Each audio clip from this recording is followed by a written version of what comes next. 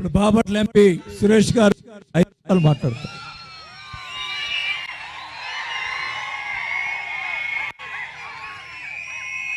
అందరికీ నమస్కారం.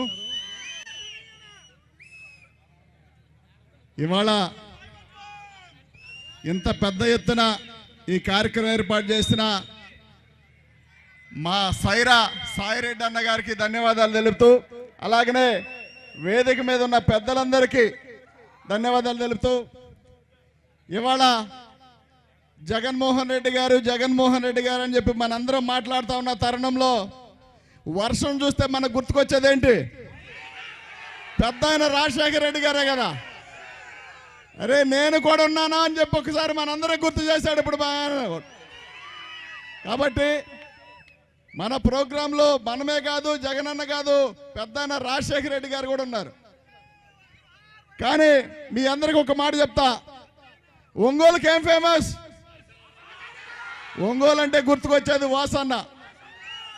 ఎందుకని చెప్తా ఉన్నానంటే, నందిగం సురేష్ అనేవాడికి సీట్ ఇచ్చేటప్పుడు, అంటే ఇన్ఛార్జిగా ఇచ్చేటప్పుడు జగనన్న ఒకే ఒక మాట ఏం చెప్పాడంటే, సురేష్ ఇవాళ ఇంటికి వెళ్ళి రేపు ఉదయం 9:30 కల్లా ఇక్కడ సభ దగ్గరుండు, ఖచ్చితంగా వాసన్న వస్తారు, వాసన్నతో నువ్వు మాట్లాడని చెప్తే, అంటే మొదటి మాటగా నాకు జగనన్న చెప్పింది వాసన్న కలువు నువ్వు అని చెప్పాడు. అంటే అంత ఈజీగా ఆ మాట చెప్పరు కదా. జగనన్నకి ఎంతో నమ్మకం ఉంటే కనుక ఆ మాట చెప్పగలుగుతారు. ఆయన ఎంతో సపోర్ట్నిస్తేనే ఎంపీగా గెలుస్తాననే నమ్మకం ఉంది. కాబట్టి మరి మరుసటి రోజు వచ్చి సురేష్ నువ్వు వాసనతో ఒకసారి కలిసి మాట్లాడంటే వాసన అటు ఇటు చూస్తావన్నాడు. నేను వచ్చేసరికి సురేష్ అంటే ఆజానుభావుడు, బాగా హైట్ పర్సనాలిటీ ఉంటాడు అని చెప్పి, తీరా చూస్తే అన్నల గురించి వచ్చి అన్న నేనన్నా సురేష్ అంటే సురేష్ అంటే నువ్వా అన్నారు. కాబట్టి అంటే ఇందాక నాగార్జున ఒక మాట చెప్పారు, ఏమని? వాసన చేతికి ఎముక ఉండదు, సహాయం చేయదలుచుకుంటే ఏ రకంగా ఉంటుందని చెప్పంటే, వాసన్న ఇంట్లో ఇన్ఛార్జిగా ఇచ్చినప్పుడు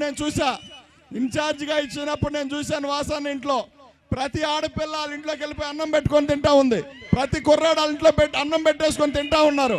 అంటే సొంతలు లాగా అందరిలో సాధ్యం కాదు.